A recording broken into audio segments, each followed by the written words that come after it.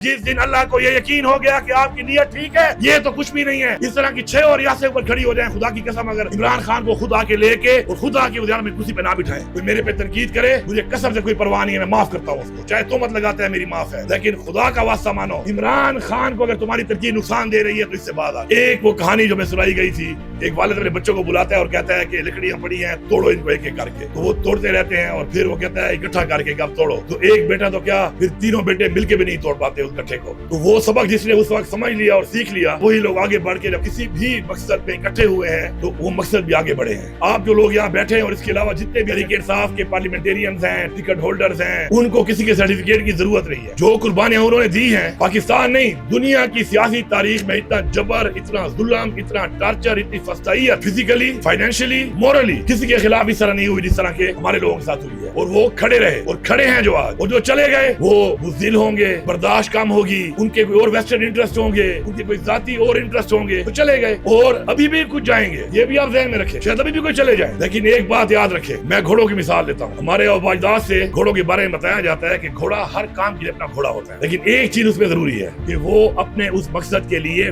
Fit हो। तहरीक इंसाफ थारोब्रेड घोड़ों वाली लंबी रेस के घोड़ों वाली पार्टी है, याद रखें आप। और ये रेस कितनी लंबी है किसी को पता नहीं है, क्योंकि ये एक नजरिए और सोच का नाम है। रेस में भी कभी कभी कमसल और बेनसल घोड़े आ जाते हैं, वो क्या करते हैं, मालिक की बदनामी करते हैं ना, वो मालिक की बदनामी करते हैं। कमसल और बेनसल का क्या होता है, कुछ भी नहीं होता, उसका एक टाइम होता है, टाइम के बाद नजरिया नहीं होता, वो फारिग हो जाता है। जिसका नजरिया नहीं है, दिल में आज भी ऐसे लोग होंगे जिनकी कोई खुद होगी, वो खुद वाले पहले निकल गए, कुछ और निकलेंगे, पता नहीं कितने और निकलेंगे।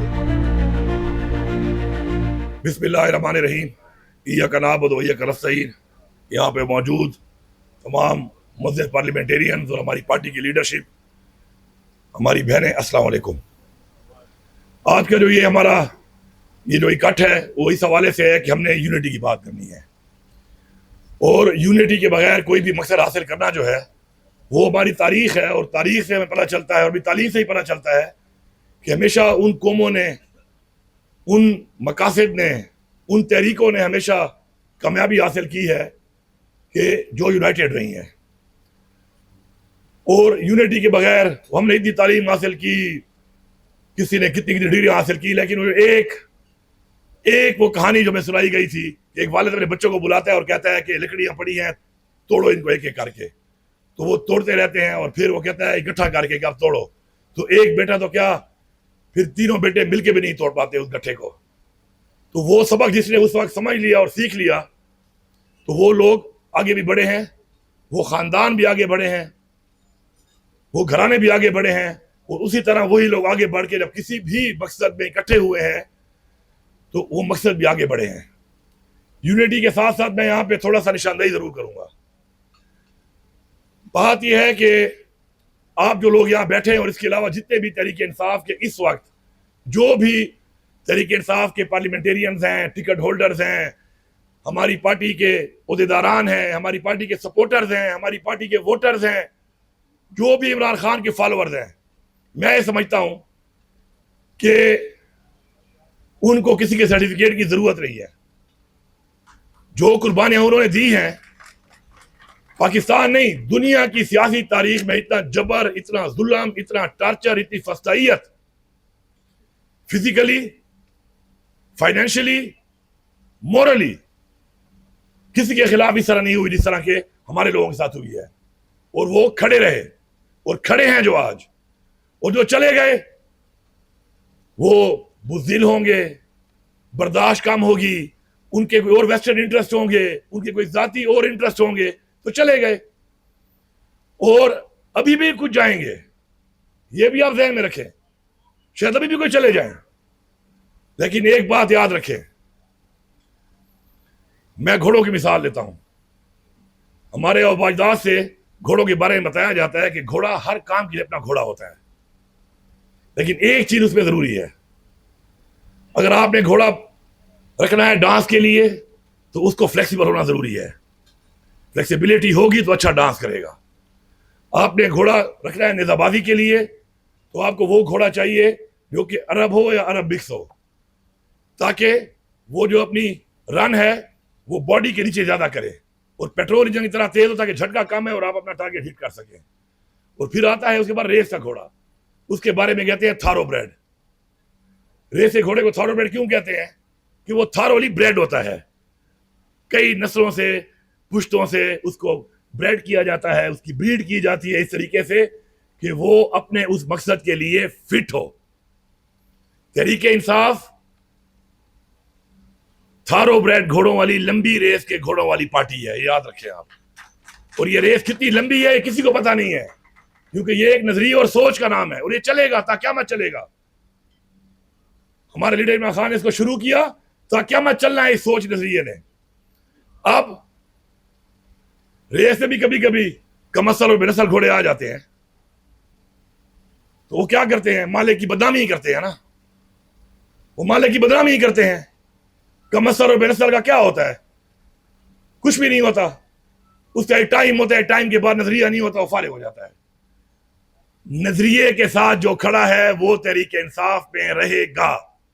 जिसका नजरिया नहीं है, दिल में आज भी ऐसे लोग होंगे जिनकी कोई खुद खुद होगी, वो खुद खुद वाले पहले निकल गए, कुछ और निकलेंगे, पता नहीं कितने और निकलेंगे, लेकिन नजरिए वाले तहरीके इंसाफ कभी नहीं छोड़ेंगे। और आज जो लोग ये मौजूद हैं इतने मराइल के बाद, ये किसी नजरिए की वजह से खड़े रहे हैं, और उस नजरिए की वजह से आज भी वो खड़े हैं। उनको कोई परवाह नहीं है कि उनकी असेंबली की सीट चली जाए, उनको कोई परवाह नहीं है उनके कारोबार को नुकसान हो, उनको कोई परवाह नहीं है कि उनको जेल हो जाए। और उसकी मिसाल सबसे पहले जो हमारे लीडर इमरान खान ने ही इतनी बड़ी मिसाल पेश की हुई है, उसकी फैमिली, फिर उसके बाद हमारे लीडरशिप, हमारे वर्कर्स आज भी जेलों में हैं। तो मैं सिर्फ एक गुजारिश करूंगा, मुझे शख्स इमरान खान ने एक चीज सिखाई है, वो क्या है? नजरिया। मुझे उसने नजरिया सिखाया है। ईया का नाबुद व ईया का नस्तईन नमाज में पढ़ने के अलावा अगर मैंने किसी बंदे के मुंह से सुना है तो वो या इमरान खान है, हमारी पार्टी है। ला इलाहा इल्लल्लाह अगर मैंने अपने दिल में पढ़ा है तो उसके अलावा अगर मैंने बुलंद आवाज किसी को सुना है बोलते हुए अपनी जिंदगी में, तो इमरान खान है मेरे सामने। लेकिन क्या हम सबसे ज्यादा ईया का नाबुद व ईया का नस्तईन और ला इलाहा इल्लल्लाह पे हमारा ईमान और यकीन है, क्या हम खुद इस पे इतना यकीन रखते हैं?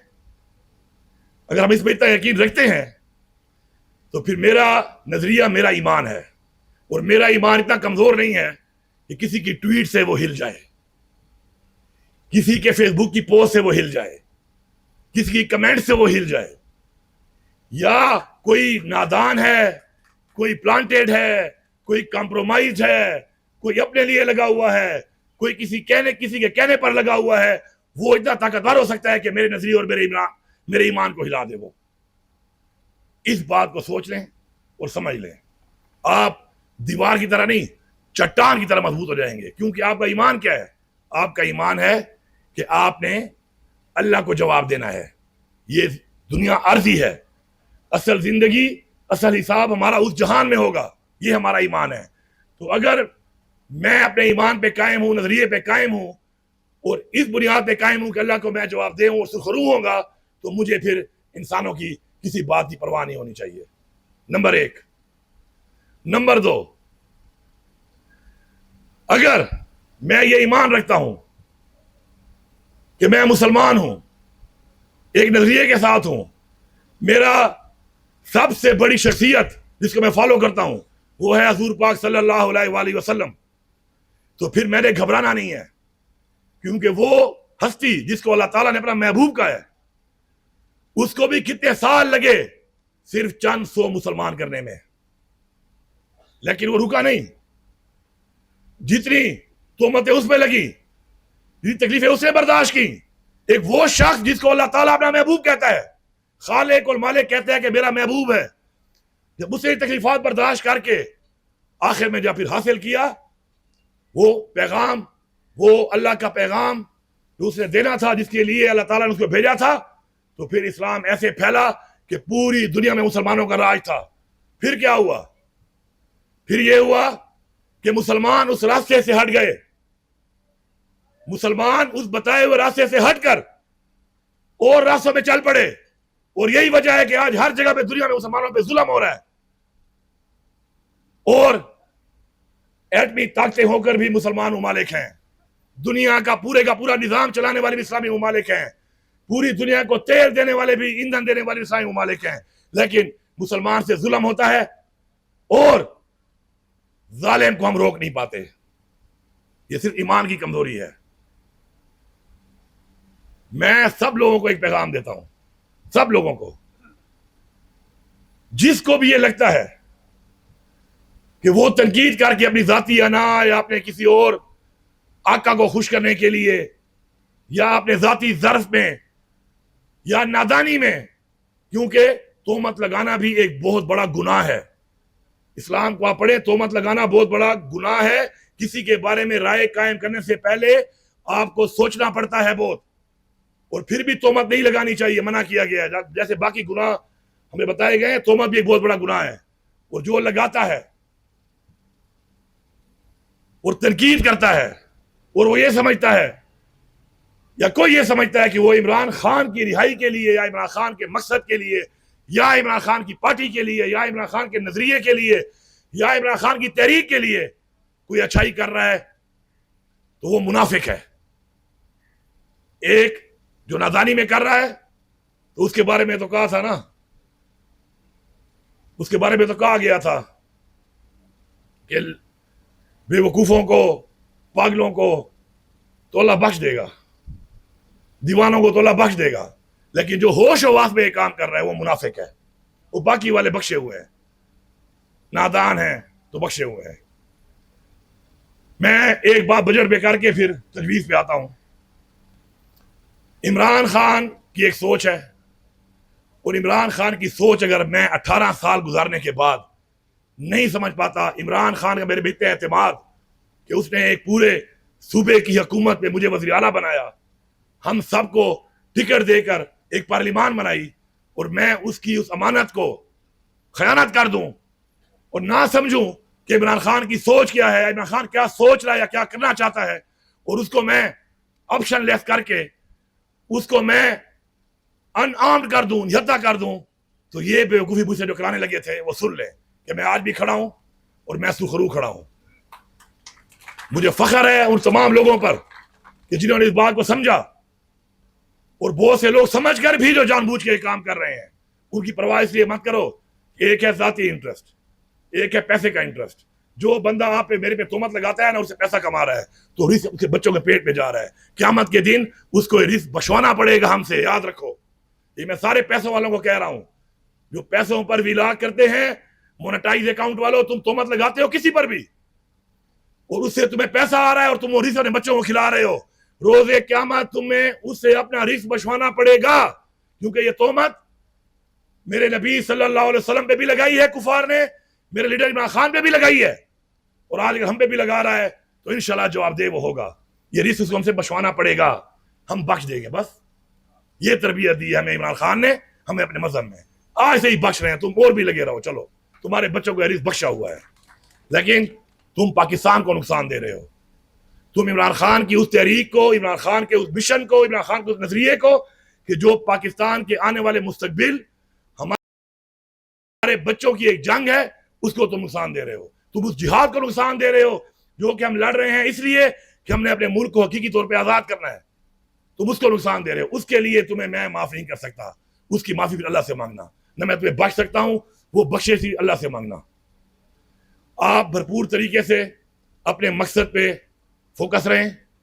आपको कंफ्यूज करके, डिवाइड करके आप लोगों के ऊपर एक प्री प्लान्ड पूरा एक काम हो रहा है, और जो आपके दुश्मन हैं, जो आपके इदारे दुश्मन हैं, उनका काम यही है कि वो यही प्लानिंग करते रहते हैं, और उस प्लानिंग के तहत वो इस हद तक कामयाब हो गए हैं कि आज ये नौबत आ गई है कि इमरान खान ने नहीं कहा था बजट पेश ना करो, 3 दिन तक बजट पेश करने के बाद पूरी पार्लियामान को गद्दार करार दिया है कुछ लोगों ने। 3 दिन बाद इमरान खान की बहन जब बाहर आई, उसने कहा कि मैंने बजट पेश करने से मना नहीं किया था। क्या उन लोगों ने माफी मांगी आपसे, जिन्होंने आपको गद्दार कहा, जिन्होंने आपको कंप्रोमाइज कहा, जिन्होंने आप पे तोहमतें लगाई? क्योंकि माफी ज़र्फ वाले लोग मांगते हैं। उसके बाद इमरान खान ने कहा कमेटी की मीटिंग हो, उसमें बजट पास हो। कमेटी की मीटिंगें नहीं छोड़ रहे थे। हमारे में तो इतना शऊर है, हम समझ चुके थे इस बात को कि ये एक ही किला, जिस तरह उमर यूसुफ साहब ने बात की कि जब तक आप मजबूत नहीं होंगे आप न मुज़ाकरात कर सकते हैं न मशवरा हासिल कर सकते हैं। वीक स्टेयर्स पे खड़े होकर आप छत तक नहीं पहुंच सकते, आप तब पहुंचेंगे मंजिल तक जब मजबूत होंगे। तो ये साजिश तो हमारे खिलाफ उस वक्त से शुरू हो गई थी जब हमारे खिलाफ ये 26वीं तरमीम के बाद रिजर्व सीट्स की बात आई थी। पख्तूनख्वा में शुरू थी एक बात, और फिर हम उनको मौका दें, ऐसा मौका कि वो इमरान खान की ताकत को, इमरान खान की अमानत को, जो अमानतदार बनाकर उसे हमें बिठाया पूरे पार्लियामान में, हम उसको इमरान खान के हुक्म के बगैर, हम उसको इस बात पर कि फिलाने ने ट्वीट किया है, फिलाने ने पोस्ट की है, कोई मेरे पे कमेंट करेगा, कोई मुझे ब्लैकमेल करेगा, खुदा की कसम ये सारे के सारे लोग जो इन्होंने किया है ये खुद कंप्रोमाइज थे। मैं बरमला कह रहा हूं ये कंप्रोमाइज थे, क्योंकि वो उस एजेंडे पे काम कर रहे थे जो एजेंडा था हमें खत्म करने का।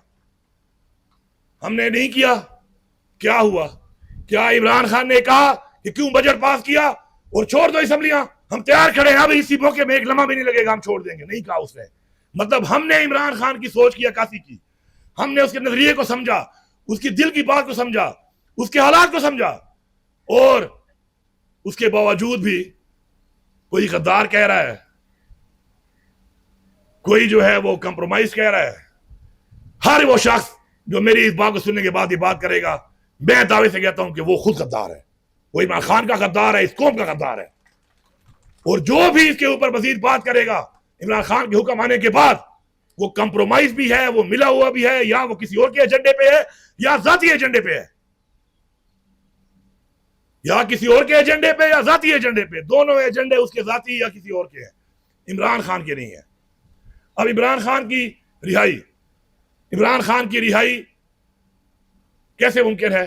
जब इत्तेहाद होगा, प्रेशर होगा, इकट्ठी होगी पूरी कौम, और पूरी कौम निकलेगी और पूरी कौम आवाज उठाएगी, इमरान खान तब रिहा होगा।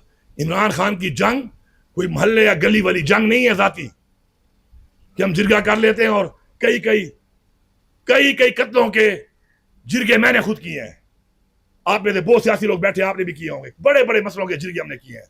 लेकिन ये वो जिरगा नहीं है, ये मुख्तलिफ है। ये एक वो माफिया जो इस मुल्क के ऊपर काबिज है 76 सालों से, ये उस माफिया को खत्म करने की जंग है, और वो माफिया अपने आप को खत्म नहीं होने देगी।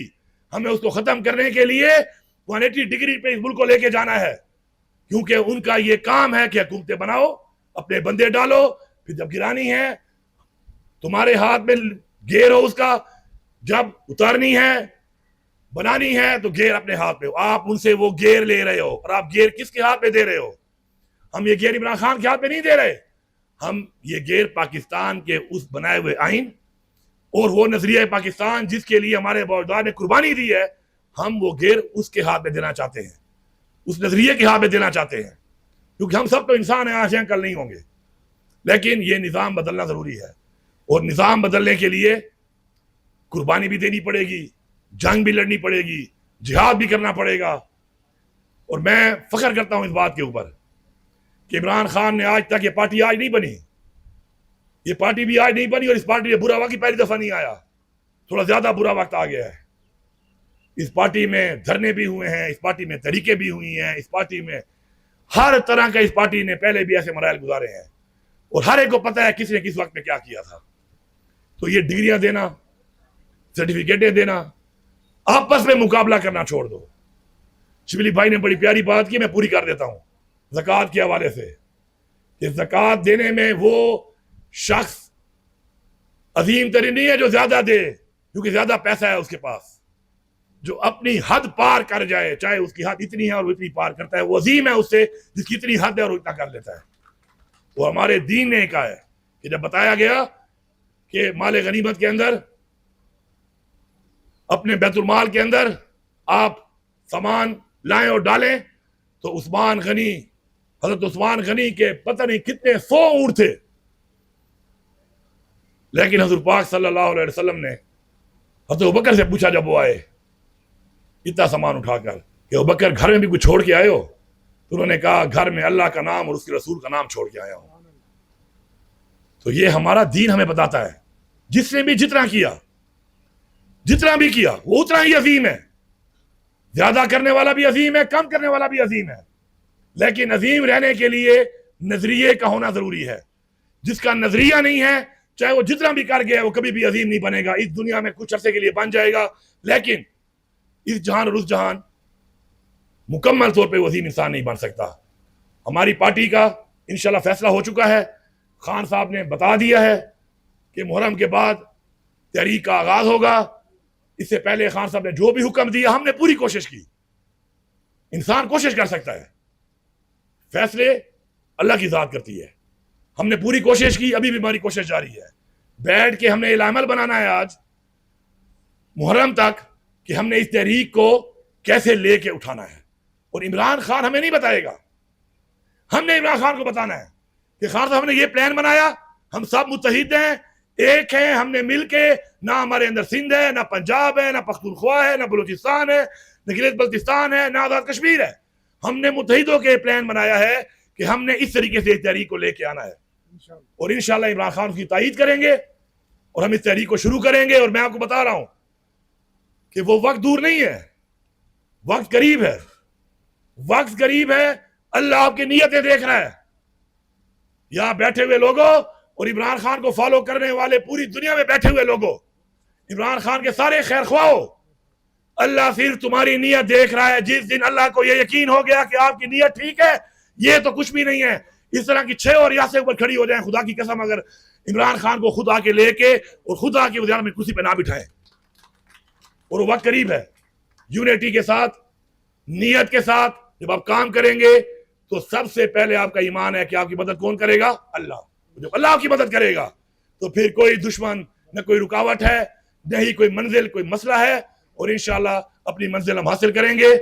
मैं आखिर में एक बार फिर सबको सलाम पेश करता हूं, तमाम उन लोगों को जिस कैपेसिटी में भी ऐसी फसाइयत का, इस जबर का और इमरान खान की तहरीक का उसके बावजूद साथ दिया है और साथ इंशाल्लाह दे रहे हैं। हमारे लिए वो सब अजीम है। कोई मेरे पे तनकीद करे, मुझे कसम से कोई परवाह नहीं है, मैं माफ करता हूं उसको, चाहे तोहमत लगाता है, मेरी माफ है। लेकिन खुदा का वास्ता मानो, इमरान खान को अगर तुम्हारी तनकीद नुकसान दे रही है तो इससे बाहर आ जाओ बस। अगर आपकी तनकीद से इमरान खान को नुकसान हो रहा है तो वो तनकीद मत करो। बाकी जो करते हो हम सब की तरफ से आप माफ हो। सब हाथ खड़ा करो कि आप सब माफ करते हो ऐसे लोगों को, खड़े करो हाथ, हम माफ करते हैं आपको। बट इमरान खान पे जब वो नुकसान करे तनकीद, तो फिर खुदा के लिए वो मत करो, क्योंकि उससे इमरान खान का नुकसान है, हमारी जात का नहीं है। हमारी जात आपके लिए हाजिर है। आप सबका बहुत शुक्रिया।